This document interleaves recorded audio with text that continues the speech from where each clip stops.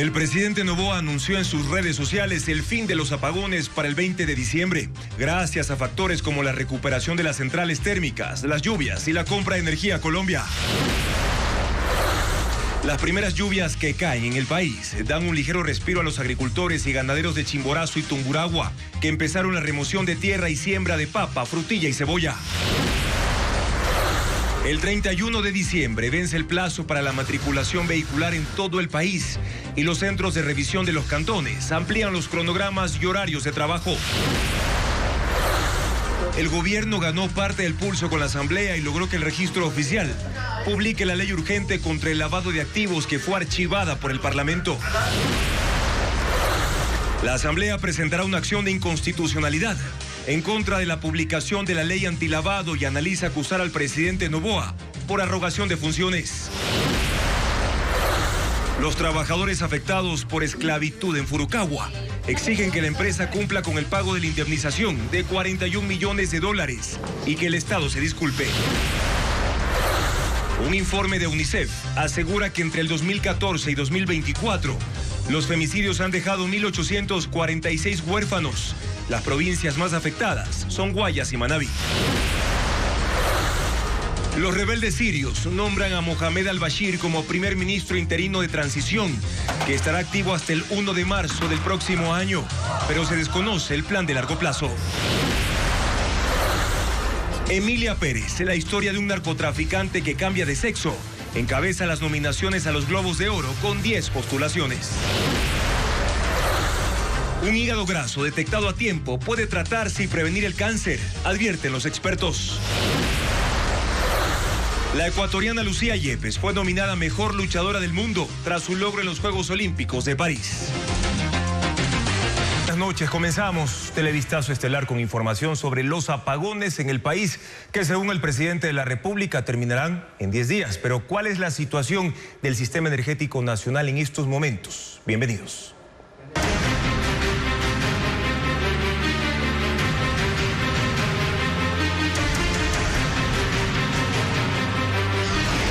Apagones, la apuesta presidencial.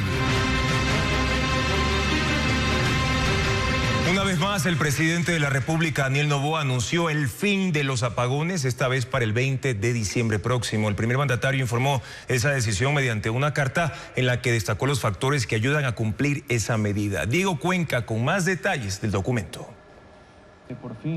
El anuncio lo hizo el presidente de la República, Daniel Noboa, a las 5 de la madrugada de ese martes. En las cuentas de sus redes sociales, publicó una carta donde asegura que desde el 20 de diciembre no habrá cortes de energía en el país. En el documento describió 4 factores que, según el mandatario, le permitieron tomar esa decisión. Primero, la recuperación de 696 megavatios en centrales térmicas que no estaban funcionando por falta de mantenimiento.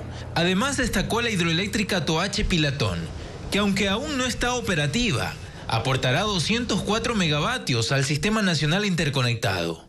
Segundo, la incorporación de la barcaza turca de 100 megavatios, pero es el único proyecto de nueva generación eléctrica vigente. Y aunque señala que entre diciembre y enero añadirán 501 megavatios, no hay fechas precisas para que esas obras pendientes y retrasadas estén listas. En el tercer punto, indicó la compra de energía a Colombia, cuya negociación se retomó y se concretó en noviembre. Y como cuarto punto, señaló a las lluvias, y aunque las ubica como el último factor, es el que realmente incrementó la producción hídrica desde la semana pasada y permite cubrir más del 60% de la demanda de energía nacional. Para terminar con los apagones, Ecuador requiere aproximadamente 4.500 megavatios de electricidad y necesita que tanto sus centrales térmicas como las hidroeléctricas trabajen con altos promedios de generación. Francisco Garcés explica el estado de las plantas y cuánto deberían producir en los próximos días. El presidente anunció que en 10 días se acabarán los apagones. Para lograrlo, todas las plantas del país deberán cubrir un consumo diario cercano a los 4.600 megavatios, es decir, 700 más de los que se están produciendo en este momento. En energía térmica, el país cuenta con 1.100 megavatios. La planta de El Salitral en Guayas se apresta a producir 80 megavatios más en diciembre y el Ministerio de Energía prevé sumar 120 megavatios de una barcaza que ya está contratada. Es decir, que para cubrir la demanda, el país seguirá dependiendo de las hidroeléctricas. Para diciembre, en ellas habrá un aporte adicional de 86 megavatios en la central Toachi-Pilatón, pero la generación dependerá del caudal de los ríos. Con la situación actual de los ríos, las hidroeléctricas solo están produciendo 2.100 megavatios, pese a que tienen una capacidad total que supera los 5.000 megavatios. Con las actuales condiciones, la generación térmica más la hidroeléctrica suman 3.400 megavatios. Hay que agregar 450 megavatios que entrega diariamente Colombia y 80 de fuentes no convencionales, es decir, 3.930 megavatios. Así, para poder cubrir la demanda que requiere el país sin apagones, las hidroeléctricas deberán subir su generación 700 megavatios, al menos hasta enero, cuando se tendrá, según los contratos firmados, otros 500 megavatios termoeléctricos de equipos comprados y alquilados.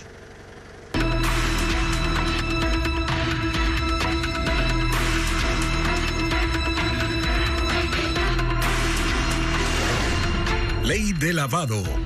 ¿Quién dirime?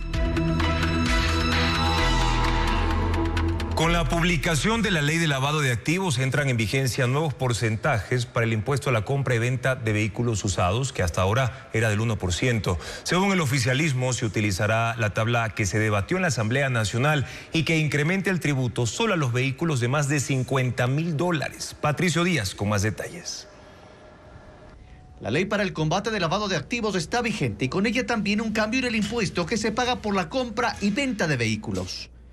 La norma deroga el tributo conocido como fondial, que era del 1%, y crea otro con tarifas establecidas en la tabla progresiva que se expida en el reglamento a esta ley. El oficialismo anuncia que se utilizará la misma tabla que fue aprobada por la Comisión de Régimen Económico en sus debates internos. Es decir, los autos usados de hasta $20.000 tendrán una reducción. El impuesto será del 0,75%. Los que van de $20.000 a $50.000 pagarán lo mismo, 1%. Y los que superen los $50.000 pagarán del 1,25% al 5% conforme su valor. La tabla se confirmará en cuanto el Ejecutivo emita el reglamento de la ley. El pago del tributo será pedido para matricular el vehículo. En la ley se advierte que el costo del auto, que es base del impuesto, no puede ser menor al avalúo registrado en el SRI. La ley establece otras reformas. Incluye entre medios de pago como cheques o tarjetas de crédito a plataformas que permitan el intercambio, por ejemplo, de criptomonedas con monedas de curso legal. Devuelve igualmente al presidente la potestad de designar al director de la Unidad de Análisis Financiero y lo faculta a solicitar a la justicia el congelamiento de fondos en caso de advertir operaciones sospechosas. Los clubes deportivos deben ahora convertirse en sociedades anónimas como medida de control de lavado de activos en el ámbito deportivo. Esta ley contiene 21 artículos y 6 disposiciones que están vigentes desde este martes. El gobierno y la Asamblea tienen interpretaciones jurídicas distintas sobre la vigencia de esta ley de combate al lavado de activos. La Constitución señala que todos los proyectos de ley deben ser tratados en 2 debates en el Legislativo antes de su aprobación o archivo. Paul Romero explica estos detalles. Un nuevo enredo jurídico originó el decreto firmado por el presidente Daniel Noboa para que se publique la ley de combate del lavado de activos en el registro oficial. Existen 2 tesis contradictorias. La primera, que defiende la mayoría de la Asamblea, que negó y archivó el proyecto de ley que el presidente envió como urgente en materia económica. Lo hace basándose en el artículo 60 de la Ley Orgánica de la Función Legislativa, que faculta a la Asamblea a archivar un proyecto de ley en el primer debate, y en concordancia con el artículo 140 de la Constitución, que determina un plazo de 30 días para que apruebe, modifique o niegue los proyectos económicos urgentes. El jurista Gonzalo Muñoz defiende la posición de la Asamblea porque desde la vigencia de la Constitución en 2008 es la primera vez que un gobierno desconoce el archivo de una ley aprobada por el Parlamento. El gobierno ha adoptado una actitud y una postura política que sobrepasa el imperio de la ley y la Constitución. No tiene ningún sentido aducir que un proyecto de ley debe ser obligatoriamente sometido a 2 debates cuando el artículo 60, que data, como repito, desde el año 2009, ha sido aplicado en innumerables ocasiones y ahora también dentro del proceso de creación de ley de un proyecto urgente económico. El Ejecutivo sostiene la otra teoría que se basa en el artículo 137 de la Constitución, según la cual los proyectos de ley deben ser sometidos en la Asamblea a 2 debates. Para el jurista y exsecretario del Parlamento Pablo Santillán, el presidente aplicó ese artículo y no se arrogó funciones. La Asamblea ha aplicado una norma jerárquicamente inferior a la Constitución. El presidente de la República hace una lectura completa de la Constitución, aplica el artículo 425 de la Constitución sobre la jerarquía de la norma y el 426 que dispone que todo funcionario público tiene que respetar y hacer respetar la Constitución. Los juristas señalan que el conflicto deberá ser resuelto por la Corte Constitucional. Y sobre este mismo tema, el Registro Oficial publicó la ley urgente remitida por el presidente Noboa y la Asamblea anuncia una acción de inconstitucionalidad contra el decreto que ordenó la publicación de la norma. Según el legislativo, hay una arrogación de funciones que puede implicar otras medidas. Patricio Díaz informa que el oficialismo acusa de irresponsabilidad a sus colegas. Ejecutivo y Legislativo entraron en una nueva pugna. La Asamblea archivó en primer debate la ley para el combate del lavado de activos el pasado 27 de noviembre.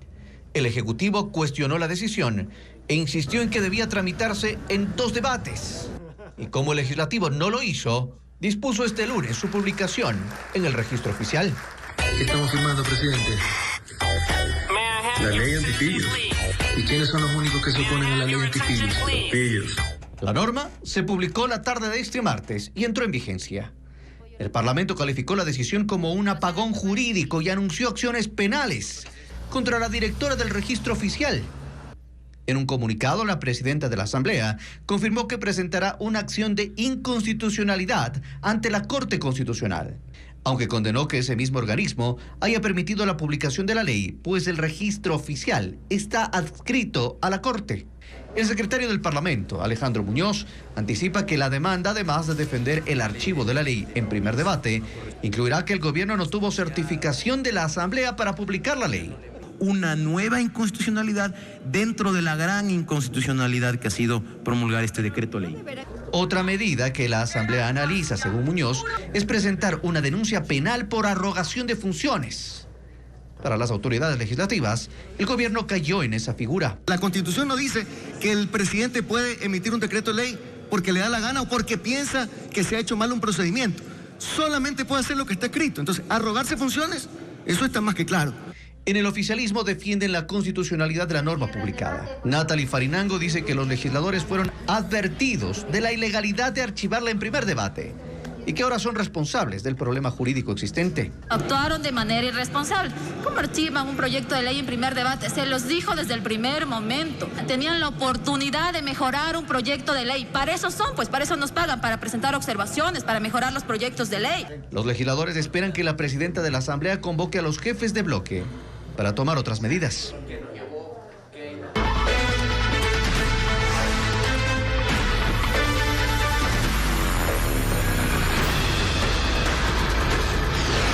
Siria, el nuevo escenario.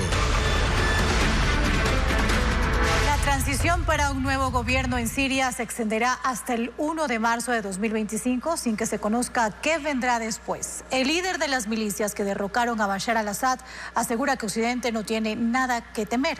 Esto en medio de una situación política y militar muy frágil con muchos actores de por medio, incluido Israel, que ha prometido destruir armas y municiones del régimen de al-Assad. Israel lanzó una serie de ataques aéreos contra Siria, desde el norte, donde le atribuyen el bombardeo de instalaciones de una base militar y la destrucción de bodegas de armas y municiones. En el sitio quedaron los restos de material de guerra que perteneció al ejército de al-Assad y a sus milicias de apoyo. También en los alrededores de Damasco, Israel destruyó el Centro Sirio de Investigaciones y Estudios Científicos, una agencia gubernamental. Y luego otro ataque, esta vez en el oeste, una base naval en el puerto de Latakia, en las costas del Mediterráneo.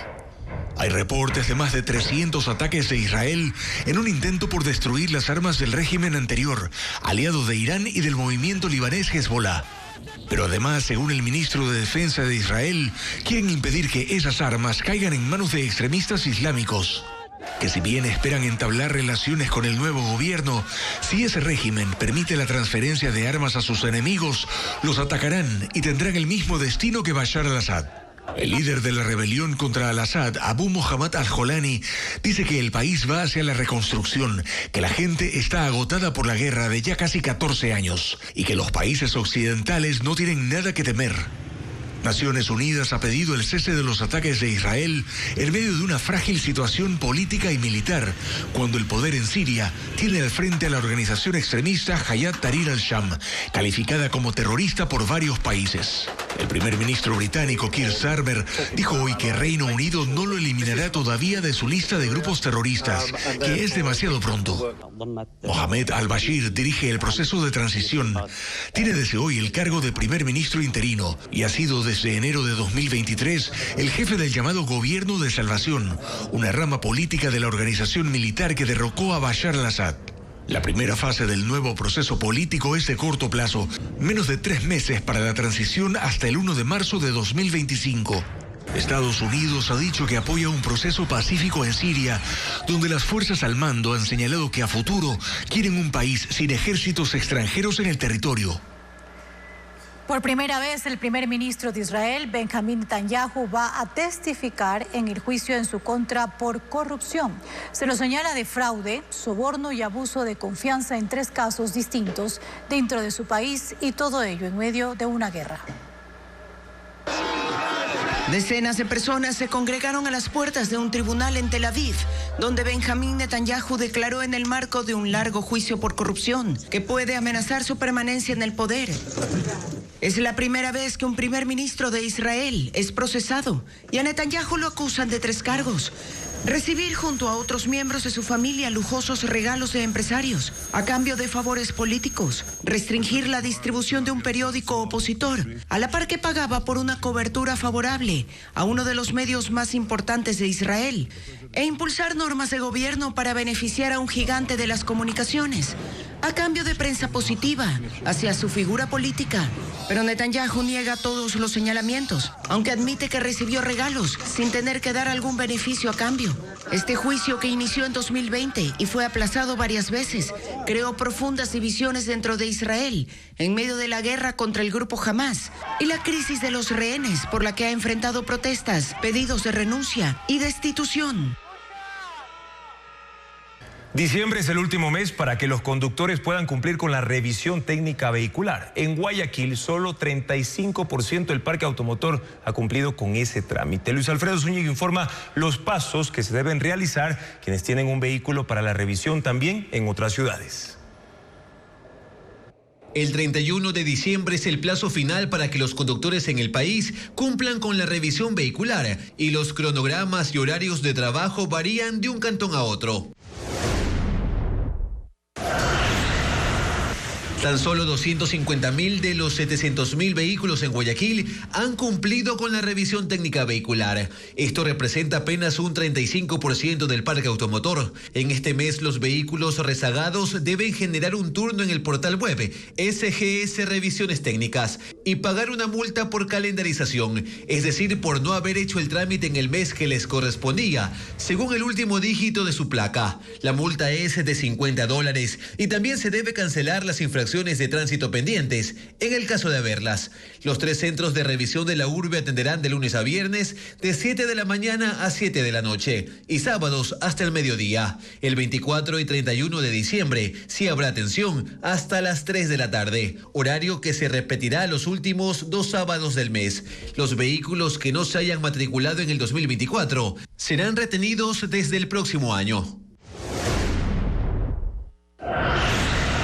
De los 554.000 vehículos que comprenden el parque automotor de Quito, 409.000 ya se han matriculado.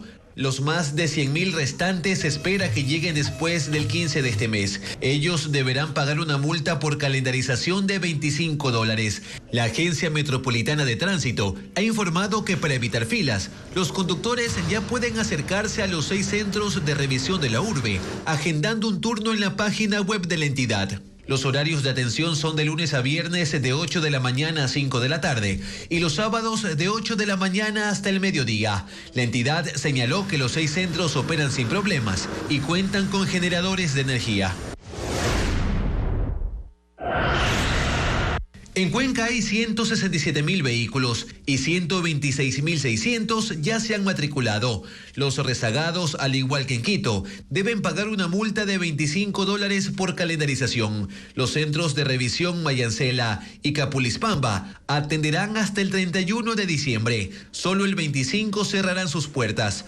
Los conductores deben estar al día en el pago de multas. El turno se lo obtiene en la página de la empresa de movilidad y tránsito. La atención en diciembre es de lunes a viernes de 8 de la mañana a 5 de la tarde y los sábados de 8 de la mañana hasta el mediodía. Hasta el momento la afluencia de rezagados para cumplir con la revisión es baja en la urbe.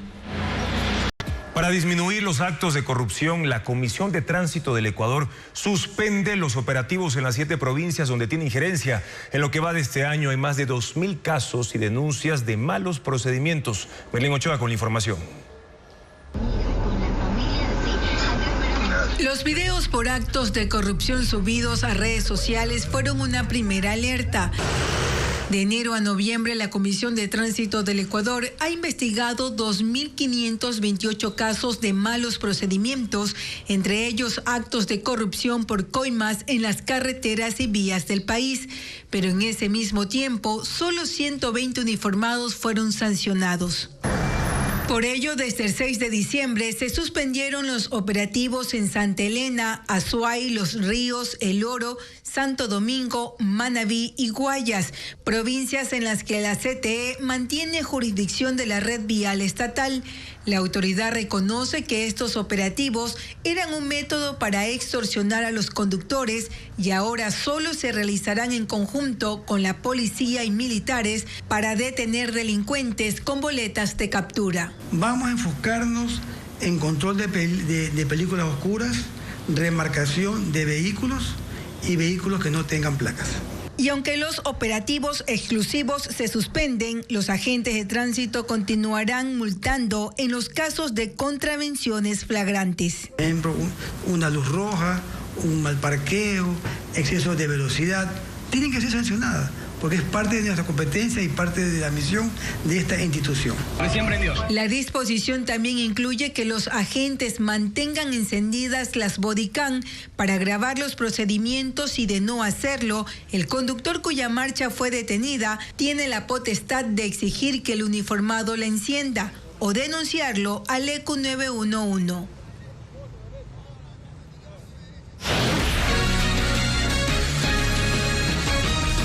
La impresión de papeletas electorales avanza según el cronograma previsto por el Consejo Electoral. Códigos de barra, QR e incluso figuras en alto relieve son las seguridades con las que cuentan estos documentos para evitar su falsificación. Adriana Bermeo, a continuación, actualiza la información sobre el proceso para los comicios de febrero del próximo año. 10 millones de papeletas están listas para su distribución. Representan el 18% del material electoral que se utilizará en febrero del 2025 para los comicios presidenciales y legislativos. Esta mañana, el Consejo Nacional Electoral y el Instituto Geográfico Militar verificaron el avance de la impresión. Cada documento tiene 4 elementos de seguridad: códigos de barras y QR, microtexto con tinta invisible que reacciona a la luz ultravioleta y figuras en alto relieve. El material electoral listo es empaquetado y membretado para su traslado a Montcar, el centro en el que se armarán los kits. El 6 de enero iniciará su distribución a las circunscripciones del exterior. Por lo pronto, los kits no se enviarán a Nicaragua, Israel y Venezuela, porque en esos países no habrá recintos para que los ecuatorianos voten. México sí se va a hacer elecciones con el acompañamiento de la Embajada de Suiza, que con ellos ya está todo coordinado, los recursos ya han sido enviados, entonces en México será con absoluta normalidad. Dentro del país, la distribución iniciará el 17 de enero. Las primeras provincias a las que se enviará el material electoral son las de la Amazonía. La seguridad se mantendrá en los traslados. La seguridad se lo realizará a través de seguimiento de cámaras del ECO 911, con personal de Policía Nacional, con personal de la Agencia Nacional de Tránsito. En total se imprimirán 55 millones de papeletas para la primera vuelta. Pichincha será la última provincia a la que se entregará el material, un día antes de las elecciones. Javier Milei cumple su primer año en la presidencia de Argentina con una gestión que ha dado un freno en la inflación, pero provocando más pobreza. Su irreverente forma de gobierno incluye la lucha contra la clase política de su país y alianzas personales con personajes de Estados Unidos. Merlis González con los detalles. No hay plata. Javier Milei vislumbraba un futuro oscuro para Argentina durante su primer discurso como presidente el 10 de diciembre de 2023.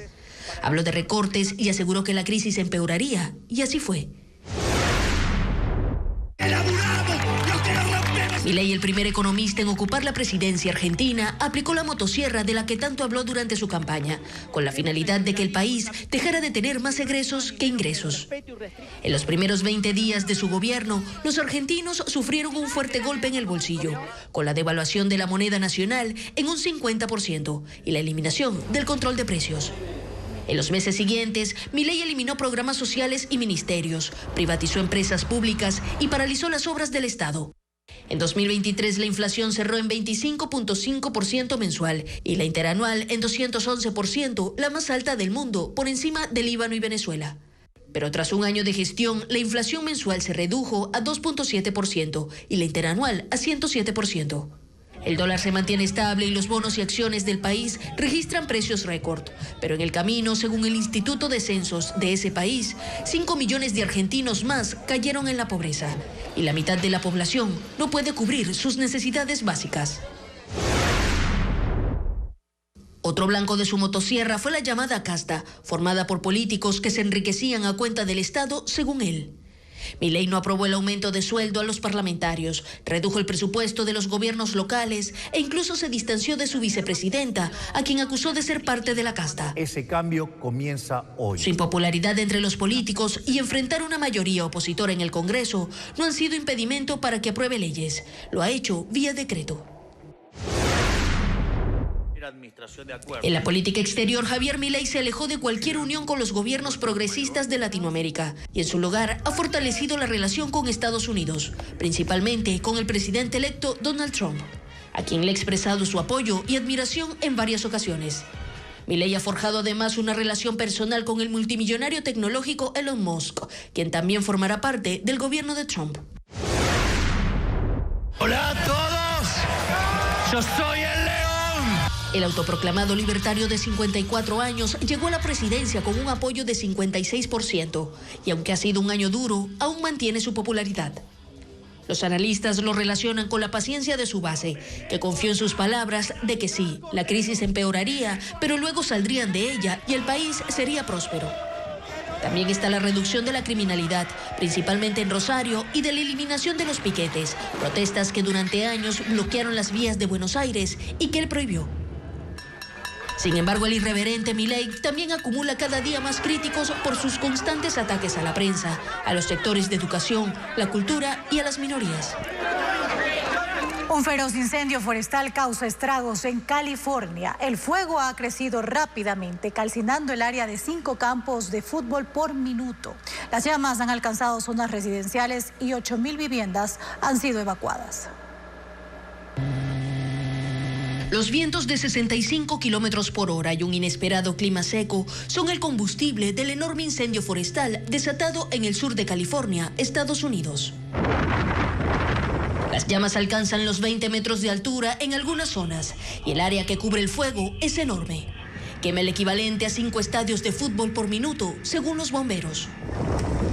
Inició la mañana del lunes, al mediodía ya había consumido 40 hectáreas y solo 4 horas después ya había calcinado más de 700. Bosques, viviendas y autos han sido arrasados en su camino. Por ahora no hay una cifra de las casas afectadas, pero más de 8.000 viviendas han sido evacuadas. Los bomberos luchan contra el enorme incendio por aire y tierra, pero aún no han logrado controlarlo. Hasta el momento se desconoce cómo se originó. La Real Academia Sueca de las Ciencias entregó hoy los premios Nobel en una ceremonia en Estocolmo. El rey Carlos Gustavo de Suecia dio los galardones a los ganadores en las categorías de física, fisiología o medicina, química, economía y literatura.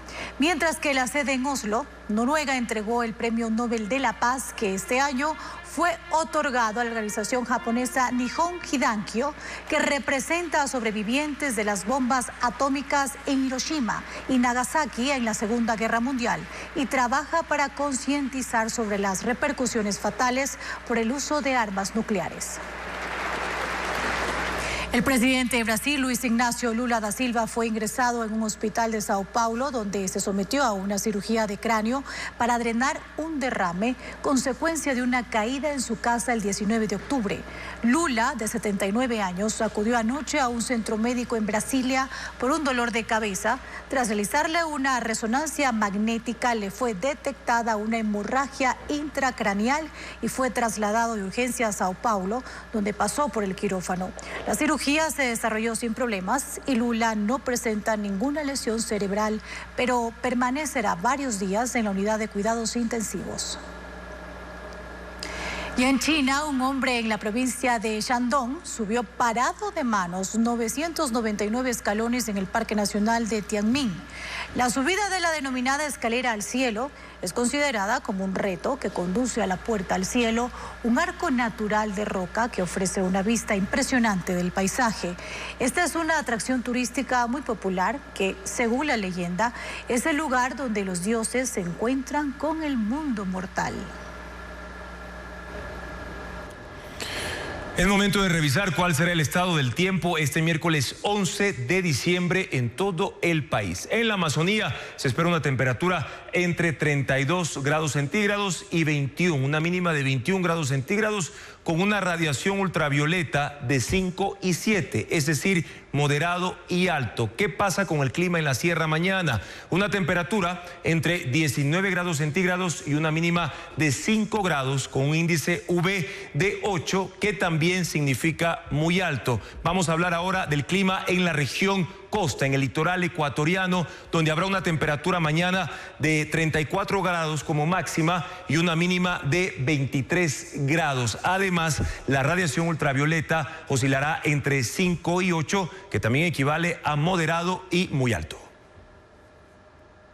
Trabajadores de Furukawa denuncian que esa empresa no es la única que ejecuta prácticas de esclavitud laboral en la agroindustria. Piden al Ministerio de Trabajo y Agricultura que hagan un inventario de otras empresas tabacaleras, bananeras, mineras y palmicultoras que, según ellos, esconden a sus empleados para evadir controles. Trabajadores de la empresa japonesa Furukawa están en Quito. Visiblemente emocionados aguardan el cumplimiento de la sentencia de la Corte Constitucional que reconoció en días pasados las prácticas de esclavitud a la que fueron sometidos durante 60 años en las tabacaleras. Susana Quiñones, Segundo Ordóñez, María Guerrero y Juliana Quintero trajeron sus testimonios que sirvieron de argumento para que el Estado ecuatoriano sancione el abuso laboral de la empresa asiática. Las haciendas Furukawa nunca tuvieron luz, servicios básicos. Nada, nada de nada. Visita del Ministerio, del Estado, y la decoran a la empresa. Lo que más duele de estos gobiernos, que no se dan cuenta de los abacaleros, lo que hemos vivido, lo que hemos sufrido. María Guerrero relató que sus padres vivían en estos campamentos de Furukawa, sin servicios básicos y en la inmundicia, que ella nació en uno de estos cuartos donde habitaban familias completas. Perdió su niñez y trabajó desde muy pequeña sacando la fibra de abaca. Creció sin educación, salud ni derechos. Ahí también dio a luz a sus 6 hijos. Uno de mis hijos fallecieron en la empresa Furukawa. En la misma empresa falleció también mi padre, fallecieron mis cuñados, falleció mi suegra. Y la empresa nunca te daba una ayuda, pero ni siquiera para que fueras a enterrar a tu familiar que murió. Segundo Ordóñez reconoce que ya no son vulnerables, que por fin hoy el Ecuador conocerá su historia y la lucha de 3 generaciones, pues tras 60 años de reclamo tienen una victoria parcial, porque para él hay más que investigar y contar, porque Furukawa sigue trabajando bajo otro nombre y ejecutando las mismas prácticas. Ellos están buscando ya cómo sacar otra máquina para seguir con el mismo proceso de la vaca. Por eso piden la pronta elaboración del registro de empresas que se dedican a actividades agroindustriales. Furukawa ha dicho en un comunicado que no tiene los 41 millones para pagar las reparaciones. Eso no les preocupa y solo esperan que en los próximos 30 días se concrete el primer paso de la sentencia: las disculpas públicas en la Plaza de la Independencia, mientras se elabora un plan de pagos para las indemnizaciones.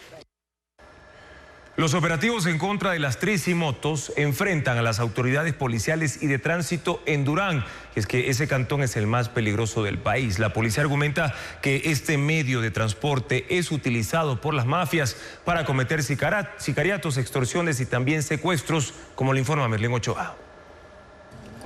Durante el fin de semana se dieron 4 ataques armados en Durán. Los sicarios usaron motos y tricimotos para huir. El lunes, con un despliegue simultáneo en 5 sectores, policías y militares ejecutaron un operativo. 23 de esos vehículos fueron retenidos, pero la Agencia de Tránsito Municipal no los recibió, según el comandante de la policía. Que en las tricimotos se trasladan armas, se trasladan a personas secuestradas, cometen delitos con estas tricimotos. Es el medio de transporte para el tema de la movilidad de las sustancias estupefacientes. El comandante dice que habló con la vicealcaldesa y que era una disposición del alcalde, pero la Agencia de Tránsito Municipal explicó a Televistazo que ellos no fueron notificados del operativo. No participaron de él y por ende no podían recibirlas. Se quiere colaborar y ya lo hemos hecho. Simplemente hay que coordinar de mejor manera este tipo de operativos para poder cumplir con nuestra función, que propiamente era la de retener esos vehículos, porque se ve visiblemente que están incumpliendo con la norma de tránsito. Así de sencillo. La policía asegura que estos operativos atacan la economía de las bandas criminales que se benefician de la informalidad que existe en Durán. Se operativiza el crimen organizado a través de las motocicletas. Ese es el medio de transporte. ¿Por qué? Porque es el medio más ágil, el medio en el que pueden huir de la autoridad. Los agentes reconocen la informalidad, pues incluso menores de edad circulan con motos y tricimotos, pero los operativos de tránsito están suspendidos desde septiembre. Aquí los agentes de tránsito están concentrados en dar circulación y prestar los servicios necesarios de tránsito, por ejemplo, como en las unidades educativas. En Durán, la ciudad más peligrosa del país, el robo de motos se incrementó. En el 2023 fueron sustraídas 431 y este año el número subió a 494. 50 vehículos blindados y 1.000 soldados se incorporarán al bloque de seguridad en El Oro, la tercera provincia más violenta del país. El presidente de la República, Daniel Noboa, llegó a Machala este martes. En un acto de media hora hizo la entrega. Desde el fuerte militar Chacras en Machala, el presidente Daniel Noboa entregó 50 vehículos blindados al bloque de seguridad de El Oro. Estas unidades serán distribuidas en los 14 cantones de la tercera provincia más violenta del país. Los modelos David 4x4 fueron fabricados en Israel y forman parte de una flota adquirida por el gobierno de Guillermo Lasso en 2022, que ha llegado al país por lotes. Cada vehículo tiene capacidad para transportar a 8 personas. Cuenta con un soporte superior para ametralladoras y puede alcanzar una velocidad máxima de 140 kilómetros por hora. Con el tanque lleno, su autonomía es de 400 kilómetros. Porque no estamos dispuestos a negociar con los narcoterroristas y con los corruptos. En un acto de media hora, el gobierno también anunció la incorporación de 1.000 militares para reforzar los controles de seguridad en la provincia. El comandante de la Brigada de Infantería de El Oro, Patricio Ordóñez, explicó que este contingente se concentrará en la búsqueda de cabecillas de bandas delictivas.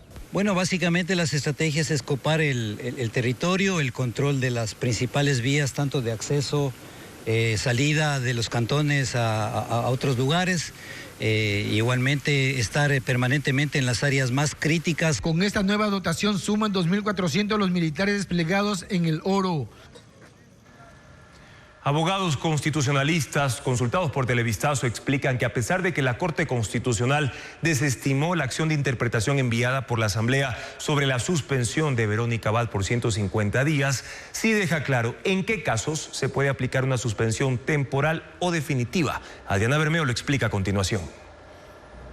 La Corte Constitucional dijo que para ella todo está claro. Y bajo este argumento desestimó la acción de interpretación que presentó la Asamblea Nacional sobre básicamente 2 puntos del caso de la vicepresidenta de la República, Verónica Abad: su suspensión del cargo y la competencia del Ministerio de Trabajo para sancionar a una autoridad que fue elegida en las urnas. Esto no significa que la Corte Constitucional haya eludido el tema de fondo. En el fallo hace un análisis constitucional en el que argumenta, explica y resalta 3 puntos. Las ausencias temporales o definitivas de un presidente o vicepresidente están estipuladas en la Constitución y solo pueden darse por enfermedad, fuerza mayor o licencia otorgada por la Asamblea Nacional. La causa de fuerza mayor no puede originarse en la suspensión de una autoridad por un acto administrativo, que fue lo que hizo el Ministerio de Trabajo. Y el plazo máximo de ausencia por causa de fuerza mayor es de 3 meses y la suspensión de la vicepresidenta es de 5 meses. Es decir, la Corte se ha pronunciado que no cabe la suspensión. No puede haber ni ausencia por parte de otras normas que no están en la Constitución, como es este caso, la LOCEP, su reglamento y un acuerdo, menos por 150 días. 3 abogados constitucionalistas consultados por Televistazo coinciden en que si bien el análisis de la Corte es general, aclara que no se permite aplicar otros criterios ni fórmulas para suspender a un presidente o a una vicepresidenta. La Corte, dentro de su análisis, dice estas disposiciones, a mi juicio, tienen una claridad conceptual, su alcance está correctamente delimitado en la propia norma constitucional, así que es innecesario y no procedería que yo, Corte Constitucional, le otorgue un alcance distinto al que se desprende de su disposición. Si la acción de interpretación fue desestimada, entonces, ¿a quién le sirven estos criterios emitidos por la Corte Constitucional? Es una información que le sirve a la jueza de instancia que está resolviendo la acción de protección. Lo que la Asamblea presentó fue una acción de interpretación. Lo único que permitía es que la Corte explique o aclare artículos de la Constitución de forma general. De ninguna manera en ese dictamen se iba a resolver el caso específico de la suspensión de la vicepresidenta Verónica Abad. En el juicio del caso Independencia Judicial, Wilman Terán volvió a protagonizar incidentes durante la presentación de sus pruebas. Gritó y lanzó una carpeta sobre el estrado del tribunal. Dibujó un esquema al que llamó el cartel de Carondelet e involucró a asambleístas en las negociaciones para su presidencia en la judicatura. Informa Jacqueline Rodas. En medio de incidentes, se dio la presentación de las pruebas de Wilman Terán en el juicio del caso Independencia Judicial, emulando a su ex asesor Santiago Cifuentes, quien dibujó la estructura que, según él, Terán implantó en el Consejo de la Judicatura, llevó una pizarra y trazó un esquema que tituló El cartel de Carondelet. Dijo que lo lideró en su momento Guillermo Lasso, que actualmente está al mando del presidente Daniel Noboa, con la fiscal Diana Salazar y el expresidente de la Corte Nacional y hoy candidato Iván Saquicela. En más de una ocasión, Terán intentó ingresar como prueba nueva los supuestos chats que intercambió con la fiscal Salazar. Los jueces le negaron y él usó su testimonio para hacerlo. El juez Fernando Cantos lo interrumpió para aclararle que no puede leer documentos. Terán se descontroló y ahí empezó todo. Gritó que quieren callarle. Su padre que quieren amordazar a la defensa. Terán se levantó, tomó una carpeta, la lanzó sobre el estrado del tribunal. El juez Cantos dijo que eso es un vejamen.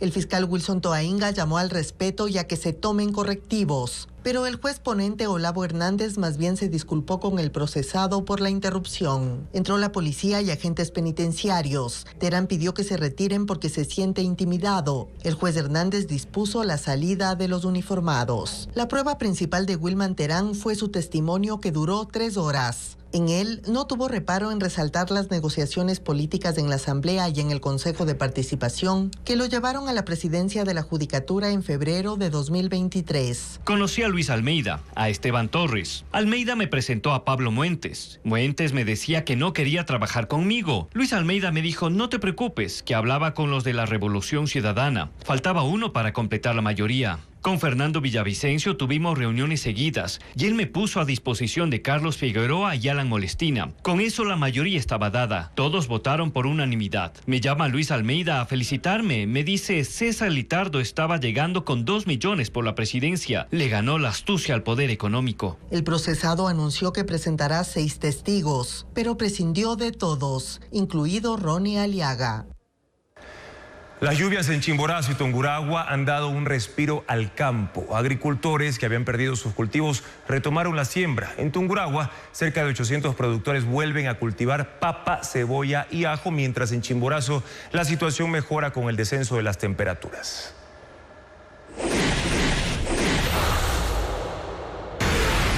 En Riobamba, capital de Chimborazo, las lluvias revitalizan la actividad agrícola. Los surcos agrietados ahora retienen agua y donde había polvo emergen brotes de cebolla, lechuga, col y perejil que se extienden en aproximadamente 30 hectáreas de la comunidad de Huaslán. Vicente Naigua, propietario de 3 parcelas de 200 metros cada una, relata que durante la sequía debió recurrir a un sistema de riego por bombeo para extraer agua de las zonas bajas, con un gasto de entre $20 y $25 semanales en combustibles. En otras parroquias como San Luis, Punín y Licto, los cultivos de pepino, pimiento y tomate riñón de al menos 3.000 agricultores recuperan su ritmo habitual de cosecha. El calor extremo, que alcanzaba 35 grados, aceleraba la maduración de los productos, haciendo que pasaran de 100 a 240 cajas semanales, muchas de las cuales se perdían por exceso de maduración. Ahora, con temperaturas que rondan 18 grados y la presencia de lluvias, los agricultores observan una recuperación. El sistema de riego Chamboguano, que abastece a 1.200 usuarios de 3 cantones de Chimborazo, ha incrementado su caudal. Esto ha permitido que extensas áreas agrícolas muestren un paisaje más verde y fértil.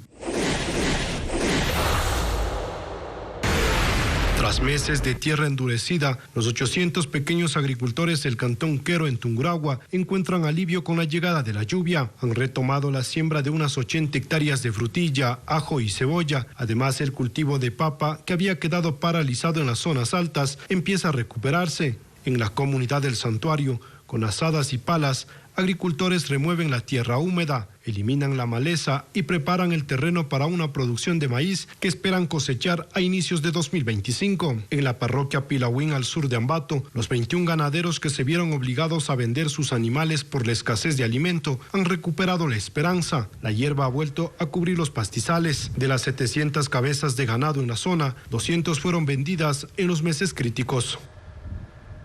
Para finales de diciembre llegará un primer cargamento de maíz que 30 industrias importaron desde Argentina. Ese producto llegará del extranjero porque, según el Ministerio de Agricultura en Ecuador, hay un déficit que supera las 152.000 toneladas. Diego Cuenca describe la situación.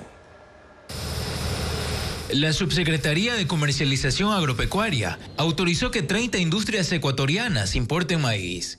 Son fábricas de alimentos balanceados y proteína animal, quienes ya pidieron 95.000 toneladas. La primera parte de ese cargamento llegará a finales de este mes desde Argentina. Así lo confirmó el representante de ese sector industrial. Ese maíz está pagando acá alrededor del 30% de aranceles. Y aún con el 30% más costos de nacionalización, ese maíz sale en cerca de $15, entre $14.50 y $15 puesto en el puerto ya nacionalizado. El Ministerio de Agricultura determinó que el déficit de producción de maíz es de 152.650 toneladas. Las industrias de cerdo, pollo y huevos prevén una importación adicional para el primer trimestre del 2025, que servirá para alimentar a 2.800.000 cerdos y 15 millones de aves ponedoras.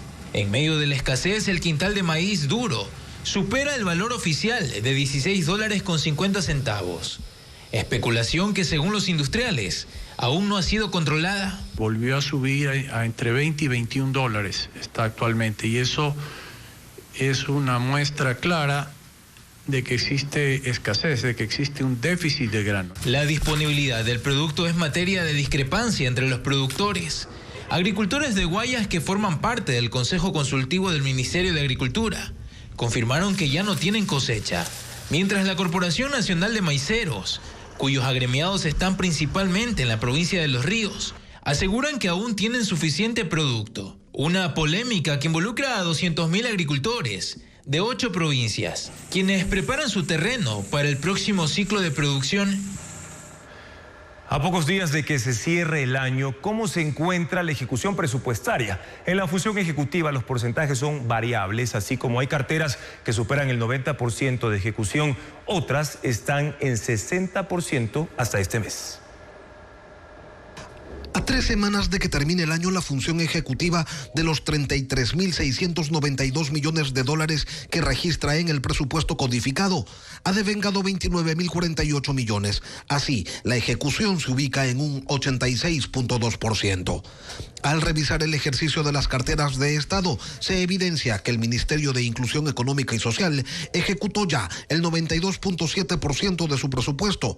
Educación registra un 83.3%, Salud un 82.7%, Agricultura el 81.2%, Defensa el 79.9% y Cultura el 77.6%. Con valores inferiores al 70% se ubican los ministerios de la Mujer con un 69%, Vivienda con 64.1%, Transporte y Obras Públicas tiene una ejecución del 62.1%, Finanzas un 61.2% y el Ministerio del Interior aparece con un 59.6%. Al revisar las cifras oficiales, resalta cómo la crisis eléctrica impactó en el presupuesto del Ministerio de Energía, que originalmente tenía asignados 69 millones de dólares. Los apagones generalizados incrementaron ese monto hasta llegar a los 430 millones.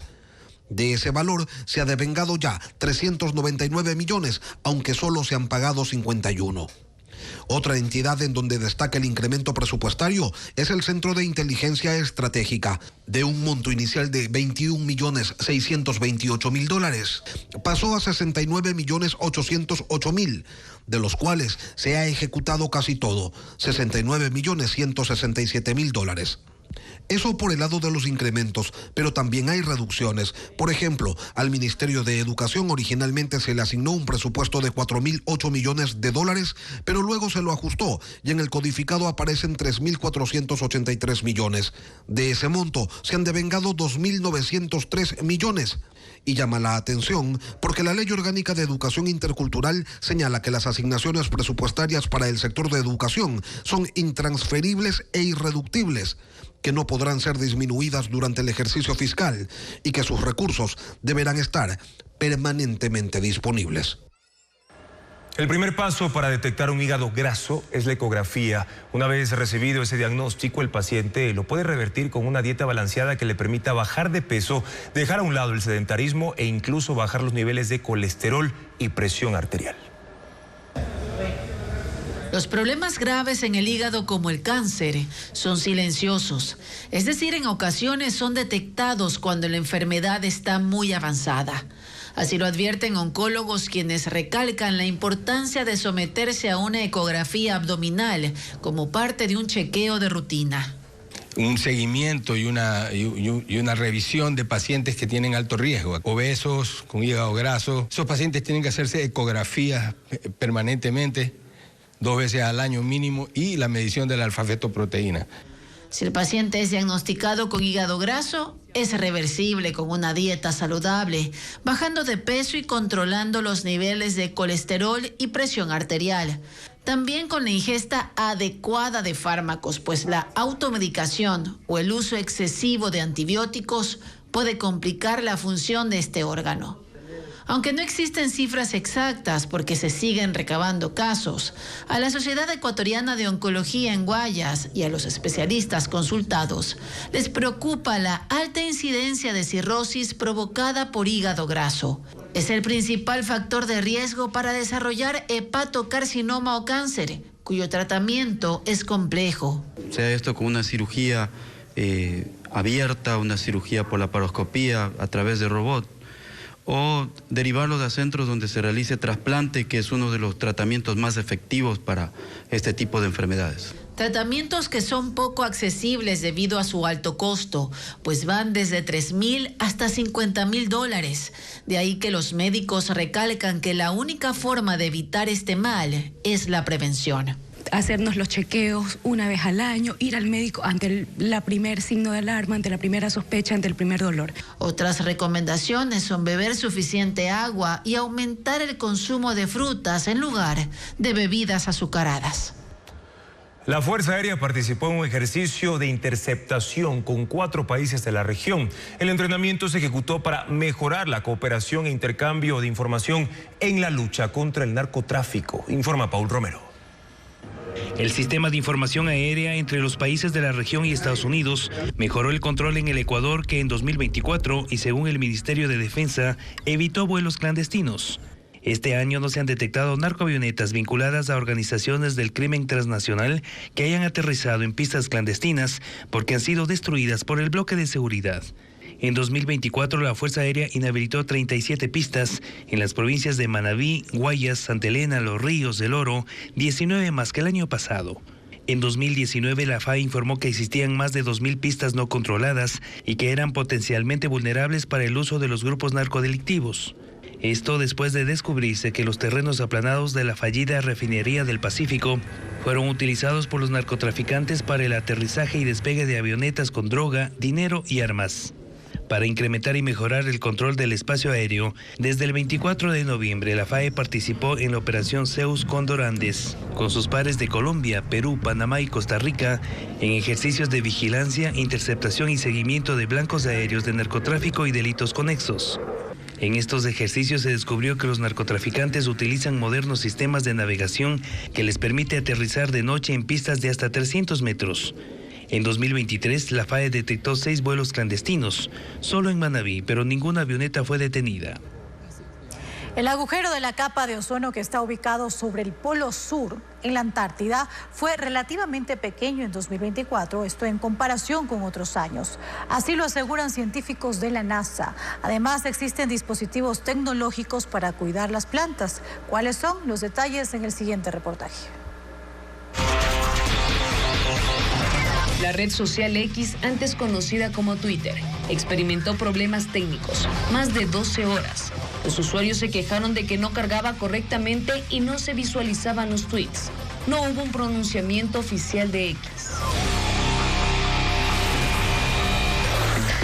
El dispositivo MyFlower se coloca en la maceta de la planta para analizar la tierra e informar sobre la cantidad de luz que recibe, la humedad que tiene, si posee suficientes nutrientes y a qué temperatura está.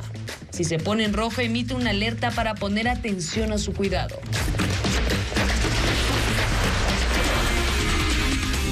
El agujero de la capa de ozono sobre el Polo Sur en la Antártida fue relativamente pequeño en 2024 en comparación con otros años. Así lo aseguran científicos de la NASA y proyectan que podría recuperarse por completo para 2066. Esta mejoría se debe a una combinación de disminuciones continuas en los productos químicos nocivos. La capa de ozono es vital para evitar el paso de la radiación del sol. El coro polifónico de la Universidad de Cuenca ofrecerá su concierto navideño en la antigua catedral de la capital Azuaya. Además, a Guayaquil llegará la artista colombiana Natalia Madrigal para presentar su producción como solista.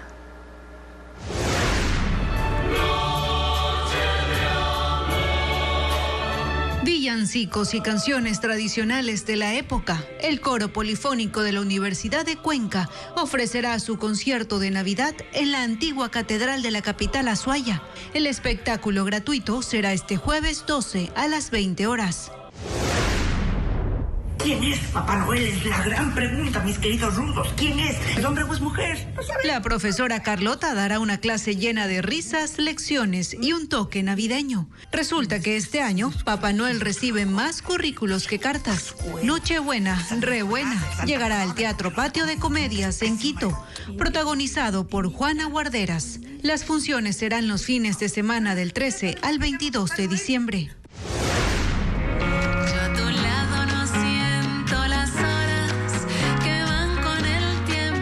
fondo sonoro donde el bolero y la cumbia serán los protagonistas de esta noche. Madrigal es el concierto que ofrecerá la artista colombiana Natalia Madrigal en la Casa Sino Fabiani en Guayaquil. Como invitados especiales estarán Alex de Eugenio y Carmen y los Canallas.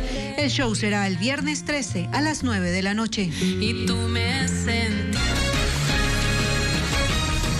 Se revelaron los nominados a los Globos de Oro, una de las premiaciones más importantes del cine, que son la antesala de los Oscar. Ana María Palacios nos presenta a los candidatos más destacados, entre ellos la película Emilia Pérez, cuya historia se basa en un narcotraficante que cambia de sexo. ¿Cuántas nominaciones tiene? Veamos.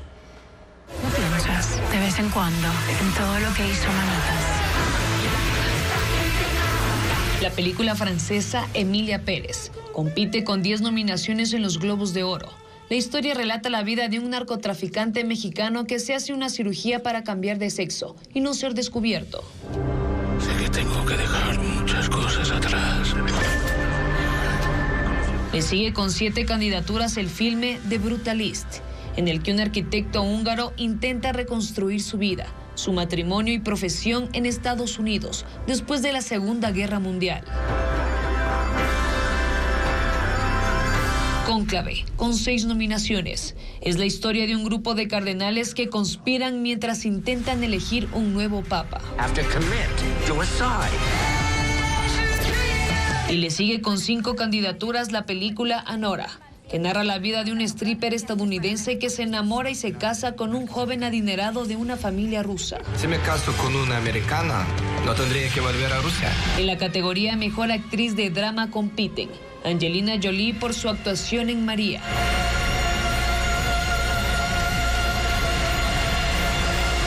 Nicole Kidman por el filme Baby Girl, We need to set some rules that you and I both agree on.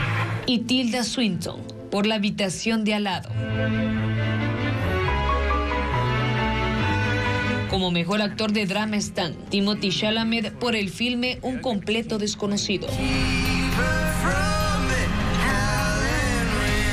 Daniel Craig por Queer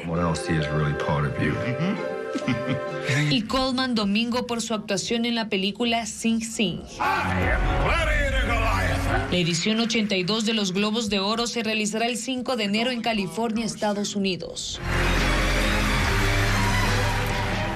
Una familia alemana rompió un nuevo récord mundial al montar 605 árboles de Navidad dentro de su casa. Y para lograrlo utilizaron 120.000 adornos, 50.000 luces y miles de figuras navideñas. Estefanía Arias cuenta que es la 6ª vez que ganan esta certificación.